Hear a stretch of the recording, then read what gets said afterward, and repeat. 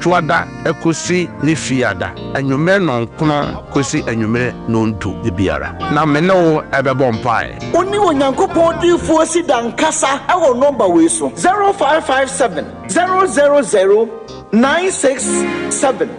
ana 0557 309 080 asori kasia pa no wo atumako. Hallelujah. Amen. Odofo ye hye ene dwumade ya hye ewo nyame agya oba ene hon konkrodi mu Kristo omade aseda ene enwonyam ema wodi ene anwumre yenso ifiri anopa ebesi sese wakura yen na waka yenso ye pagya dwumade nyina de dosko Yesu mojam se bedi hene ne maya dansebie ewo Yesu Kristo dimu ne yabom pai. Amen. Amen.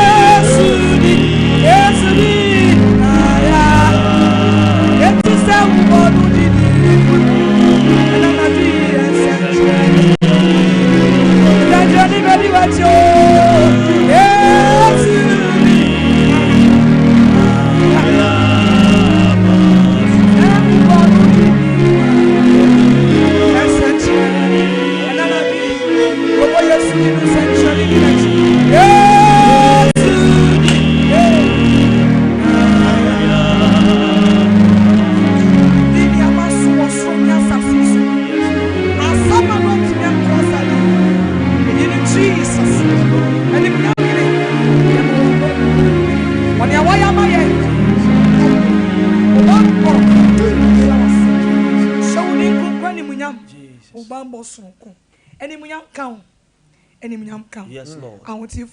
Amen. Amen. Praise the Lord. Hallelujah. Come for the radishra pa. So ma ho kwan na ye pagya rade ye ne kese. Ebra no so aduru bi. Say enada nsu onyame difo, onyame somafo. Onyame akọ onyankopon aduru ben. Na wa ma no ho kwan say rade mfa ne nya adwuma wie ye bremu. Ebra na du so wode onyankopon asem brɛw. Na 2026 dia nwosra na no aye den. Ejana no aye den wonyame akọ animo. Na enanwumre nso obetene nka. Ya kwa ne nkyɛn ne ama na kwa baba afidie iso. Edina ne Bishop Albert Saki Kwapon General Awurade Shira ya mo akwa baba afidie iso. Asafo mejuwa su ebura. Ya mi Shira papa. Na mopo mo so te san. Onyankopon adom na ho ye pa. Cedar our team ne nyina mopo mo. Ma memfa sa akwanya iso na menchia Sompa TV ahwefo. Ene Sompa radio atiefo. Enkanka Cedar hour ahwefo. Ene Cedar hour atiefo nyina me mamu nyina jo. Menem sa mo ho ye. Onyankopon na wahwe wo so fra no pa. Yes. Ekodru anwumre no onyankopon no ono wo adi ne yie. Enti me no mi no enkanfo Awurade ne din kese ye no. Hallelujah. Amen. Ebia na ne da di kan a wo hwe ya eye Cedar awani. Efri edadwoada ekosi ni fiada ene edi dwumadie ebrewo.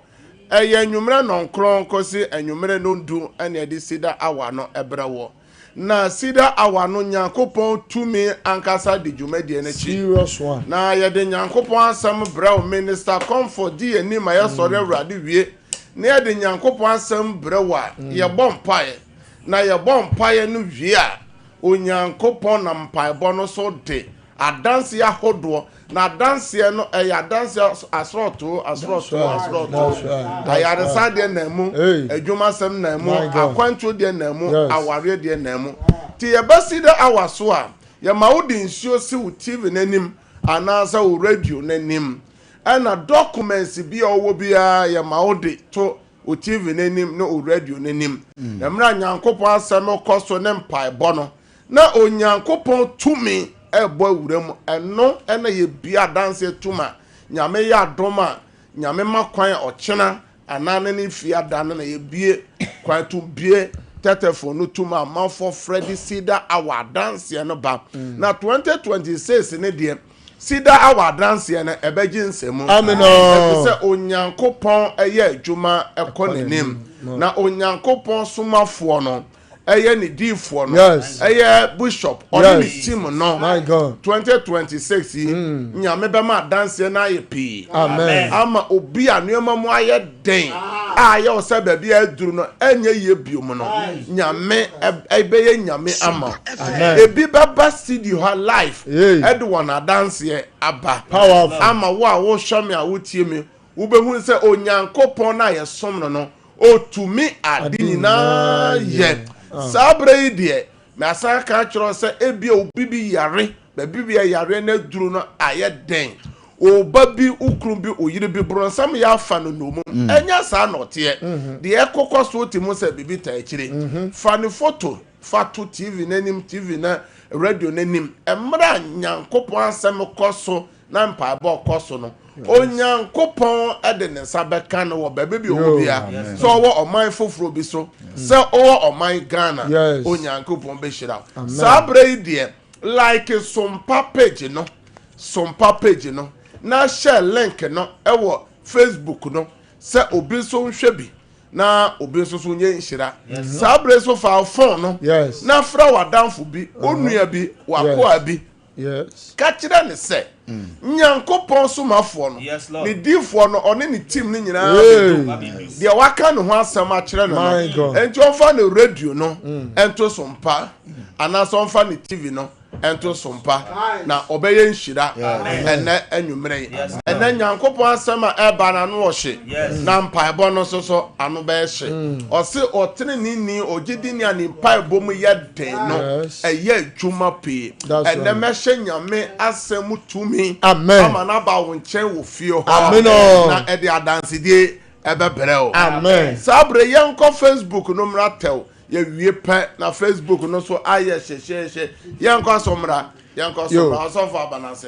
I shut down the general Facebook no so ye prank enso e wo so o kire Gladys ene ye bompire wo so sana Joseph sound so wo so Ruth asum asamwa nana jasiwa Samuel Danso Anthony Amponsan Poku Juliet Mensa Agnes Nyame Sheila Adepa Felicia Enchua Nanafia Anna da Center Janet Benewa ena Enshiraba na sofo yima beto aso sanso ana yima duodu yima no la duodu ewo so Portia Osei ewo so Jemima owusu afriye ewo so Felicia Boatin ewo so Nana Yaw Ajay enso ewo so Linda owusu so ejina so den Louis Apia Kubi Zinabu Amedu enso ewo YouTube on yesum Enshiraba ewo ho Michael Apia Kubi enso ho Asante Akrobia Asanto Akrobia enso ene yen esum ena Elizabeth Asari Anthony Opoku Suzy Danso Abna Ajay Patrick Osei Akoto enso ene yen esum ewo YouTube on den Medicine Sunday Junior so ejina so Ernestina Ibrahim ena Gloria Sisofe enso ejina so nyankopon shiramu pi amen samo jina space no so samre die mo like page no na mo share link no na mo fa mo comment so emra na o kan Daniel chapter 12 verse 3 no that's right o se na banjo no ebeshren na wona otime edane nipa pi ko osra hini enum no oso obeshren se da pem ensroma na Yesu ko no oso yanko wiasa fa na nyina ko kan asem papa no enkira abodie nyina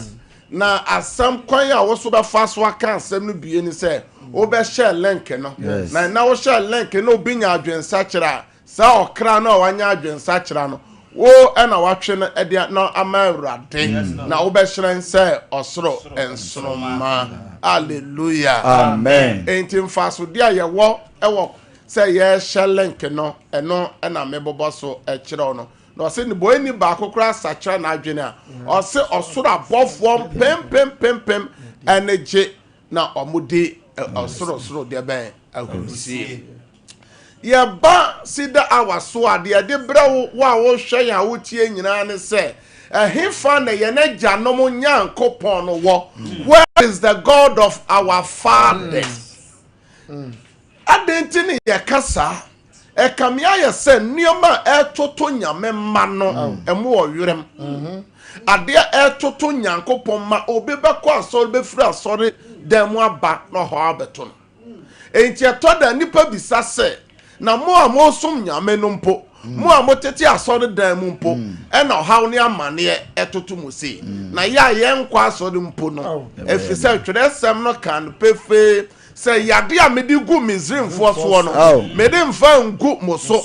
na mo ne menyankopon me yare safo na wa hye ye boso se koren paw yen na oren nyaw yen anso kamya yen se no Awurade ya paw yen enti arechichi nsema dodo no ye de chichi ye wura ne se ojidi ni otrini ni amane doso anso Awurade gini frim anso ye ka se ye ka no nkwa bi no ye ntemenka ojidi ni na amane na doso anso Nyankopon timi nyi ojidi ni mfrim adentia ena bidi amane ne sa ko ogwo ebidi su no nyina abon mrewa abon kokorowa egu efie ahodo osofo ebi ye yade ebi ya wade sem ebi ye sunsum awade ebi ye dwuma sem ne sikasem obi ye dwuma saa anso osofo onye bi eno na Luke chapter 5 no Peter say nya say ye mpepere na anajumu ni nyina we leba ya ye dwuma na anajumu ni nyina all night anso say nya hwe obi ena obi akodwa so ena oba wosu waboka fu otogu ne kan mu aduane osofo di ye ne wasan aba no ena nioma oton ye no osofo waboka Nyankopon say ye beton na ye beto wase an ye nsa na adwuma no no Awurade be hira so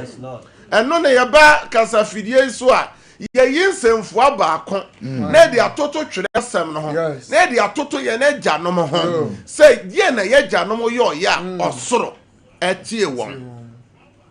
na de soso na ye so ye ya osoro entimi ntie ye ena nyame yo eye afri Nyankopon asafo nyame yo eye afri eye Nyankopon asafo se ye bedi nyame echi aso Nyankopon apede ne ni su ne ne ban ne de yesi yamfa na se ye kwati na asem so a ono Nyankopon osese ono so be ye den ono so be paw yen ose yesusu se yo nyame a ono so be ye den be ye nyame amaye no be ya pede nyina so so ye den amaye enti enanwumre fa wo twere dua no na fa wo nwoma no na bosome bia ye yinsemfo abaako na yaka na ensemfo a ya duru so ne se nioma esese uyifru wabrabom se Onyankopon ba things to avoid as a child of God nioma ne bi wo ho a onyame ba a open Nyankopon homwa opese nyame bo ho ban opese ofre nyame oje oso no nyoma bi wo ho a je se oyifiri wabrabom ugu eno na obefre Awurade anopa obeje oso obefre na wia obeje oso obefre na anajo obeje oso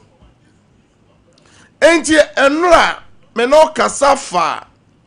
kwan a enipa bi di ewudi sem ya doso anso nipa ne se memfa se kan twa no memfa tuo mo no anso ode wano akuno ode wano awo ne se kan ode wano aboni tuo eno ene ye kan ho asem na ye se Onyankopon kan no Exodus chapter 20 Onyankopon se ne mara asem du no ye ni so ye fa asem no enante na okaya osimeye ni ewu anso ene ewudie edoso ewudie edoso ye wura Nyankopon mu a nipa bi edi ewu eno ene se nipa bi owudi ewu bia no onya so ensunsanso onya so aketua enti be bibia nura ye beduru ye ne se David adiewu na ene ye bebie ye twere sem no akọ second Samuel ye bebie ye twere sem na akọ ho na yetimi aka from verse chapter 12 verse 1 to 14 na yentie nsema ekoso ede Nyankopon oyoye enti yentie nyame asem na Awurade soma Nathan ma no ko David nkyɛn. That's right. Na oba ne nkyɛn bɛka kyerɛ no sɛ Amerima ba no tena akoro bi mu. Ɔyɛ ɔdefo. Ɔbaako yɛ ohiani. Ɔdefo no wonwan. Mmerɛkyie ni anantwie beble pa. That's right. Na ohiani no deɛ onni hwee. That's right. Sɛ odwan mmerɛ ketewa baako a ɔtɔɔ no. Na ɔyɛne no. na one no ene ne ma ebo mu enyini odi ne mu bupreko bi na onom ne kruwa no na oda ne kokomu na oye no se obaba da kru bi a ohofo bi ba odefo no nchen no wa mpese ode ne nwan ne nanantwe no bi eye okwantuni a obeso ye no hoho na okofa ohiane no dwan no sisiesie ema obarema oba ne nchen ana David bufu pi tia obarema no na oka kire Nathan se Awurade ti asie yi obarema oye sai obarema oye ye no ese owuo na odwan no onhye na namu plan 9 se wodi saa asem yi na wahunu mobo ana Nathan ka kire David se woni obarema no se Awurade Israel Nyankopɔn sie ni me na mesra wo ngo ede wusi Israel so hene na me na me yi wo so ensem na me de wo ura fie me mawo na me de wo ura ile no so me gu kokum na me de Israel ni Juda fie me mawo na se esua anka me de pi saa beka wo ho adenti na wabu Awurade asem animtia aye na nimbone yi wo de nkranta kum hit ni Yulia na wafa na ile aye wo ile na wo de amonfo nkranta dinawu na afi nkranta emfiri ofie da esan se wabu me animtia na wafa hit ni Yulia ile abaye wo ile se Awurade sie nie hwe mema bone asole ofie aba wo so na maje wo ile nom wanim me de ama wo yonko na one wo ile nom adeda pete awia kete na wo de wo ye na hintaye mu na me de medi asem Israel nyina nim awia kete amen hallelujah amen ena anwumrei ena ahomachen awiei baabi bia wo hwe me a utie me David ena onyankopon niama David ye nyina nyamete soro nyankopon hu ni nyina die na wo ya ya wo se onyankopon hu ye di anamo be na utu ya wo sa na ma utu no o ye no kokuem waye na hintambia entenya ade obi ehu onyankopon se ohun ma nyina yes na ono Awurade onimakomam na osanim adwene mu yanhwe ensem a onyankopon soma nipa ye frene se Nathan so onko ohene David nche enti mo amotwere no ename no kasafa consequences of King David wickednesses me no kasafa ohene a ye frene se David boni a odiye ene nsonso aso a eba David so David ayadan wakoji obi eno sofo amafo ji amafo ajapade efiri wonsem wona wanya tumi kakra ehimfo no mu binom osofo hima no mu binom ohiani bi atususu ato asase na yaje efiri nsem ohiani bi ajapade na yakodwure gu na wahye damu no osu anso die no onyankopon kan for no Awurade na ankasa na asase ono Awurade ko eboye Leviticus chapter 25 verse 23 Leviticus 25 verse 23 into osofo oji obi ajapade afiri nsem ewo tumi bi so ewo ahode bi a wanya no fa hye wutim se nyame a ote soro no obetu ya osoka okay enti yamana Ghana na yehwe amanfo ajapade a nipa agi afiri wonsem abusua panyi bi bedi ade abusua ajapade wafa papa bi wuye wafa bi asore waje anajapade okuna bi ne kunu ebo modern bobra papa no wuye no ye ajapade no obi agi afiri obakuna ne man nsem amenne omaye seleselefu menya wadwene se wo befa ho adi na ehemfo no mu binum ne hima no mu binum a modi tumi anyame de amamo no modi gi amanfo ajapade no onyankopon ma David tumi David di tumi no gi obeyire efri ne nsem no a fa kwan bone so maye kunu no yenhwe nioma e ba no so enti wo hwe me a wutie me wanya tumi bi wanya sika bi a ode gi amanfo ajapade afiri onsa osofo anajo asikafo no binum gi amanfo ajapade a no ma fa o ma fa langa anajo no mo gina so sidan Nesio. Yentie de Leviticus Yankopon no ankasa yaka wo Leviticus. O se na won ton asase no kra. O se na asase mpono maka nipa nton no kra. Efri se. Asase no ye mede. Asase no ye me Yankopon mede. Na mo ye me nchen ahoho. Ene atubrafo. Na wutie me. Ohima bi a wutie me. Ufre. Asase no betoye. Wo ye hoho mo bi da. Aso ene dia na ekoso. Ene obi agapade afiri nsem odi huhu wawu wanya koma yade. Enti ene wo tete ka akasiam enti wo firi se wafa ho di. David age Uria yire afiri nsem Bathsheba. Watwere krata asan hye Uria nsem amana de akọ okona no e de akọ hye soja ni panyi nsem se fa no gira okon no ba bia no den enti hwe abukura fi se efie kura okoya wa mantem na David bu afu se yemfa no ko gira okona no aso onim se wa fa ne yira anyem no eno obi hwa me sa ansem o de watifiri mo France o from of France na entie de atwere sam no eka was Psalm 52 verse 1 to 9 na nuama no so awo ye no eni Bible num awo ye eye wudi sam no tie de Nyankopon asam oka oso okatachie nipa bi utumi ne katachie ahode a wanya ewa busua no bro no so yen ka wasam o ye mo wo chem so osofo a wo hwam ya wo tie me tumi kakra ne ngosra kakra Nyankopon de ma wo hwese na osidi bu nipa fa so osofo kama yenko okatachi ade na hoho ho bone ho Nyankopon adoye e wo ho da nyina nkontompo ni o tachira madwene musubo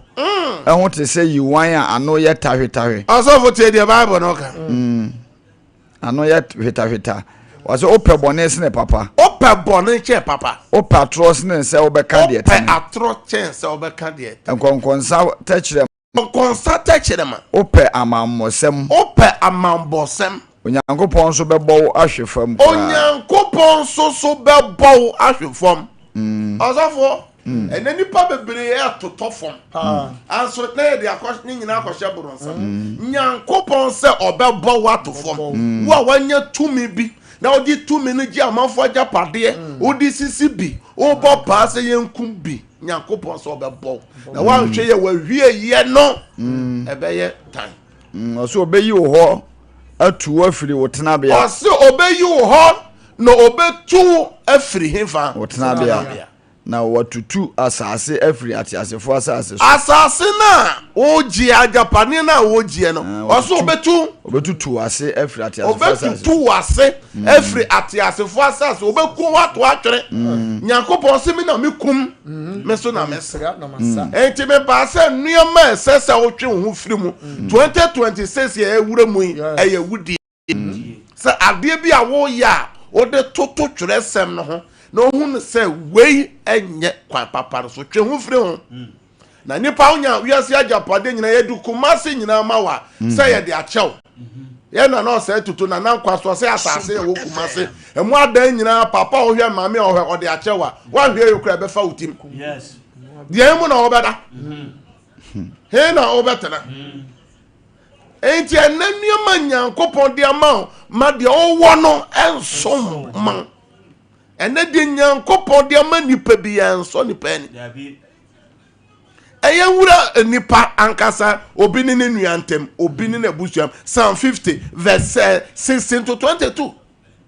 Psalm 50 verse 16 to 22 osofo nipa bi ye nuama tie nipa obu onu ankasa ni nua o ma me ba papa ba aso de no fa kwan bone wase na obonefo de na obonefo de Onyankopon se no se obonefo se ne se adenti wo kama hyede na wode wa no ebo ma apam na wode ma no bo wa apam so na wokro ya ukire ni muka na woto mensem gu wachi so ohunu owifo a ope na asem owifo ye wadamfo within ni wadamfo na woni awaresefo na ebo uja wa no koboni mu na wotachia matoto na ada asem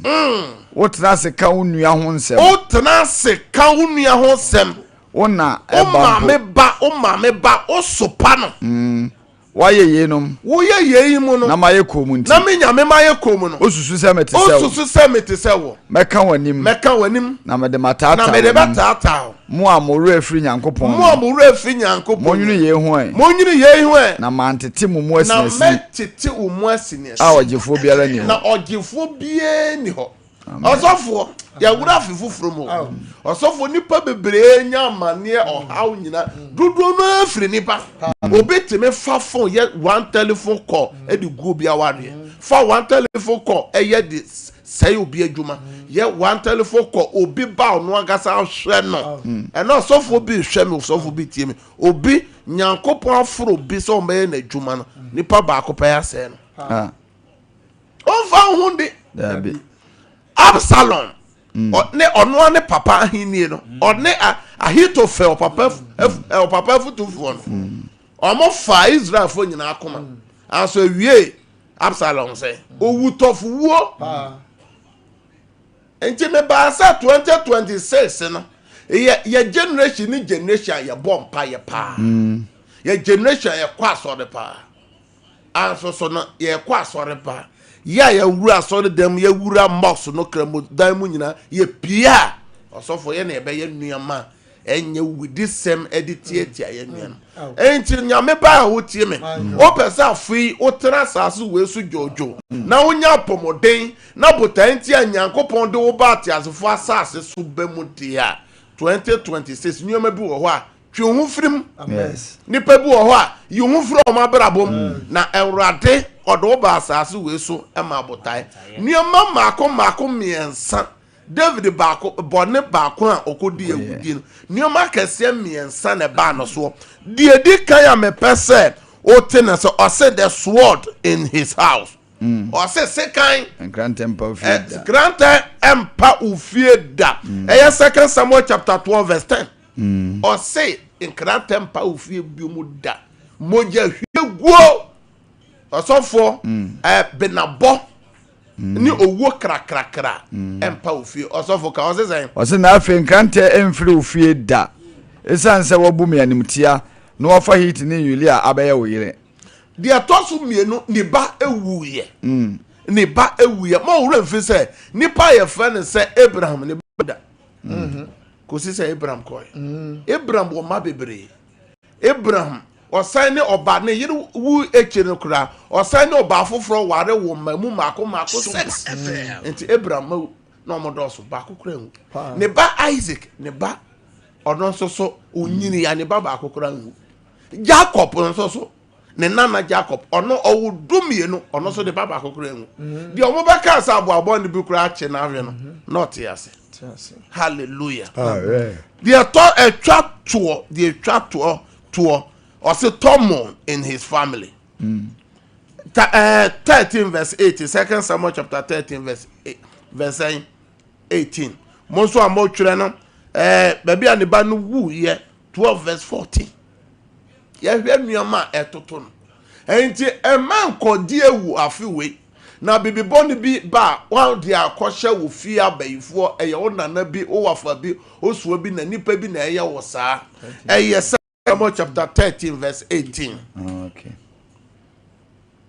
Ose enso na atade nwunwuan yubi ehye no na sa ntade na ohene mama oye emaburu no hye na ne somfo no ede no firadi na woto epono mu achi krokro no ewo na achi na to aso kakra se be ahwefo na tiefo beti ya na ne nua Absalom bisa no se unua Amon ene wo ada na afi me nua muawa no oye unua emfa wakomanto asem yeso na tama de arehot na ne nua Absalom fie kom wa unua ma ba ne fie musuo amane enim guase ena afi abeto David enum nyama nyame de amano no enam etimoden ni ewudi enti enam ba se nioma me pese ogidi ni nyame afra nyame akoa ma wene nso de owo so na de Nyankopon to mu no obi nya wo de ben aye na unim de awurade de besa ba ba de aka ho ama o te de nyankopon bi se ohene de o se ka obi sa me se o pe ba oba ka me di bebre besa begu aka ho enti nyame di sika bebre ba nyame di ajapade bebre ba e ma wani mmere oyonko ade se ne Mose mrangumanum okano Exodus chapter 20 no nyame ma wani mra ho so na nyankopon hira na 2026 ya wure mu no oha wom amane wom ekwanhia wom esan wom fa nyankopon asem nante na nyame obegyew efi sohwe ni amane nyina mu na de nyame aka fa ho afi no nyame bema ni nyina bem se osum nyankopon yete asefo nyankopon me dia o se men kan kira wo a wo hwam ya wotie me se mere sem no o se obehye wo enumonyam shalom hallelujah amen nyankopon asem ba se ya obu o ha udi ho faw se wakodi nanfofo bi achi obu okra wakodi adanse kurumu osofo wadanfo bi abusua sem bi bae asase sem bi maame bi anukuna wuo wo nim pefe se nsam a abusua ka na nya no kore ansoso no wakodi adanse eyewudie eyewudie watwantora to bi so eyewudie one quotation na ye kan no Psalm 52 no enya botre na ye pon asan tim na ye de nyankopon anka oso obeya dan obetu afra asase so oso do obeto fam enti nyoma bebre toto nipa no eye nyoma bi a wo ye otimi atwantoro ato obi so ama obi aware egu waka nsema ama obi sese onhwe ne ba ne ma wode o mabante asefo asase so onhwe won biom ene nkura no nenam onfa ho ni kase awrade yesu awrade yesu ena wasamaba awrade semidi mofo a awrade semdi asem sra obo ne fache me sra obo awrade fache men so asem abai me mofo awrade so me mu awrade so me wie kodro ho na me so man kodin sembo ni no how be ama me so na ama me busua mu bi e wa no na bom pa ye fa awrade ya pa pray nyame asem wa pa ye awrade so me mu awrade so me mu awrade puame awrade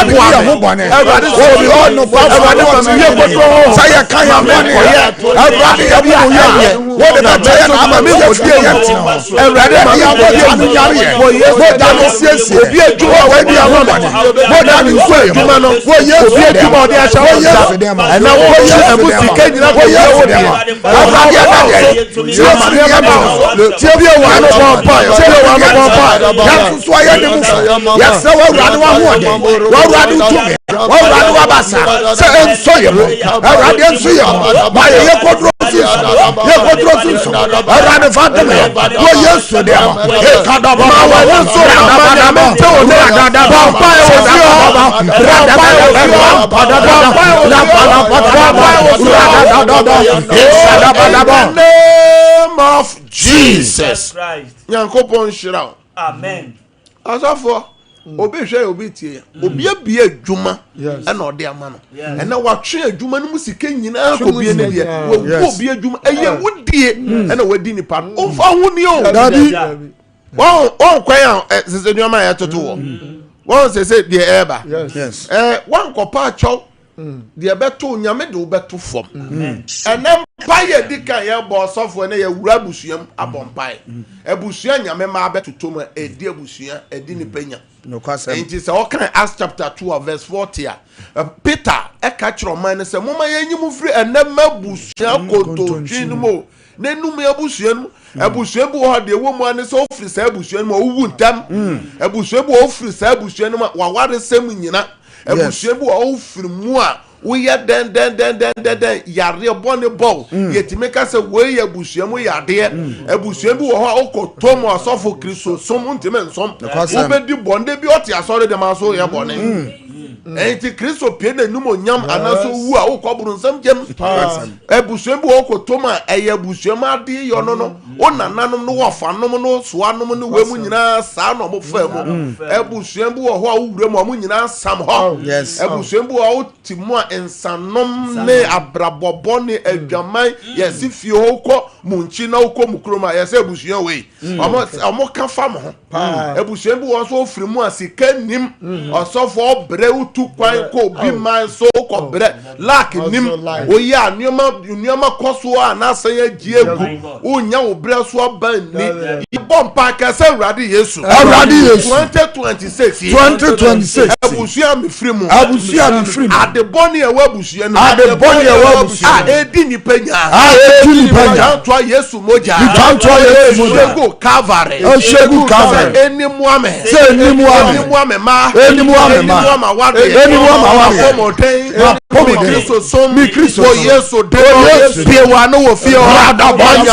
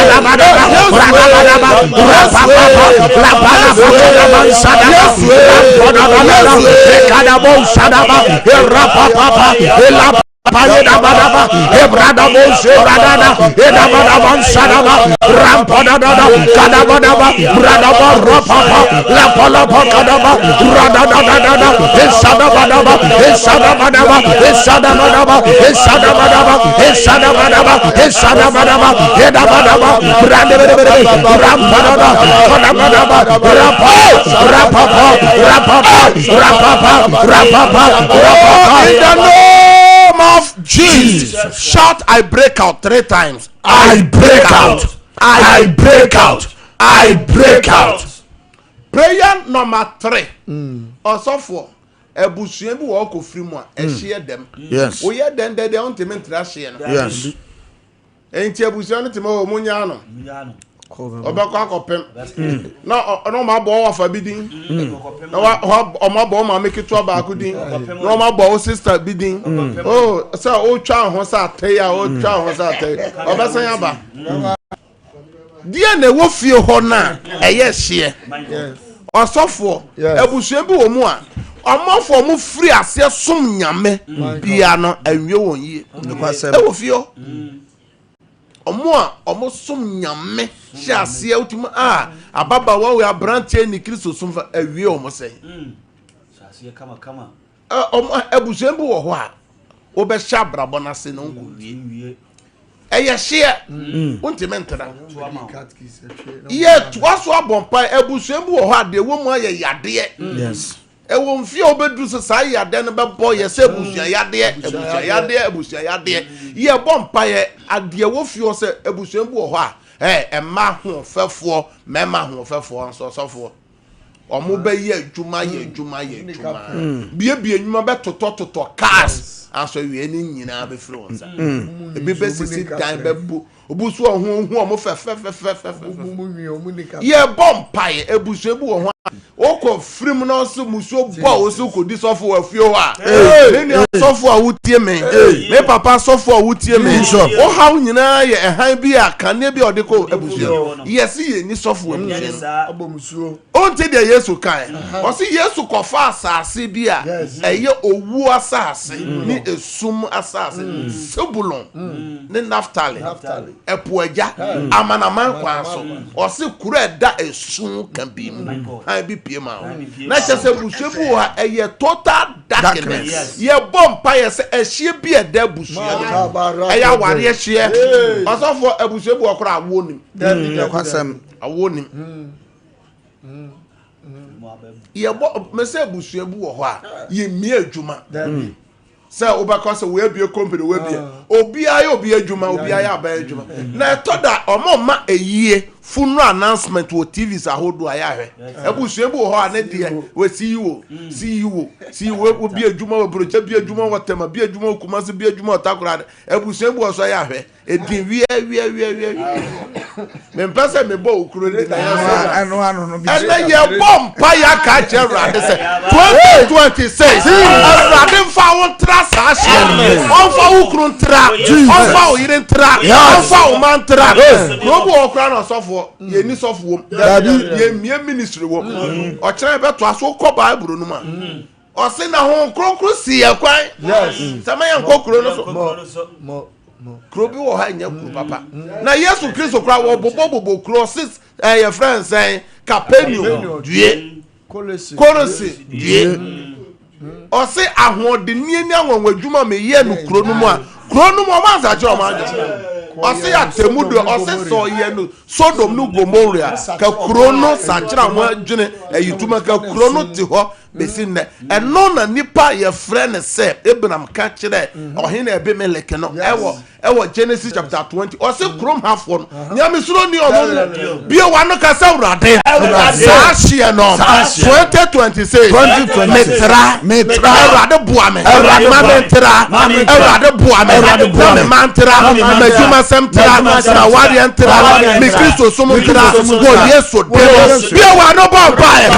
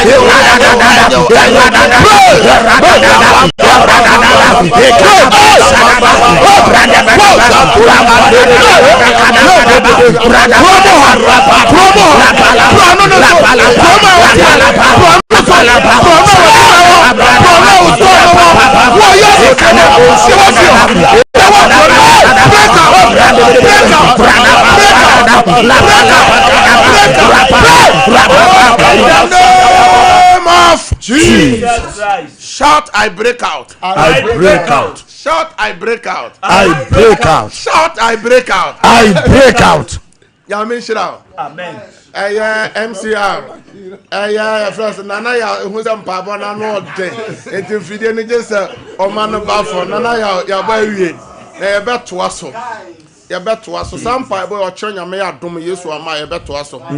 Ye beto aso. Na wotwe bosome ma wane mre wa wo hwɛ me a wotie me. Na ebusua na nipa firi mu edi nipa nya. Edi kristofo nya kristofo bi so. Yesu ko fifie ho a eno wura asori bia Nyame ma ebi ye elders ne deaconesses ne asofo hwɛ de toto won wo mo ma eye busua bi wa ko firi mu. Nyame hyira ye mena na so na odo documents ba ya o hwɛ TV no so na mes no ma ko 3 egu ho na ye pompe ye o pese ye no bompa sa busua no mu bi di wunya edi umanya afre na ye no bompa every 10 ko si level eye 0557 0557 000 000 967 967 0557 0557 000 967 967 0557 0557 30 30 90 90 80 80 0557 0557 30 30 90 90 80 80 last number 0553 0553 53 53 53 53 89 89 0553 0553 53 53 53 53 89 89 no bompa egu nsuo no so obi bia wa pagya nsuo anase documents me hye Nyame tumi se nwure nsuo no na ne Yesu moja enane ayarese nsuo enane nsenkyerene nsuo de odi nsuo beye biara adanse emra me frɛ adanse go documents no so wo Yesu demo jeme so say amen amen Yesu ama Sompa first service eya homache no num kosi no nsia mene mi team no oni ebehia ne yentu ocha da mu no enhye awrade nsa ka kire obi na obi so nka kire obi eya dodo konua ne pa baako entra so mesane out ochira Yesu ama ye behia same time me do feel ho ene wo dam ho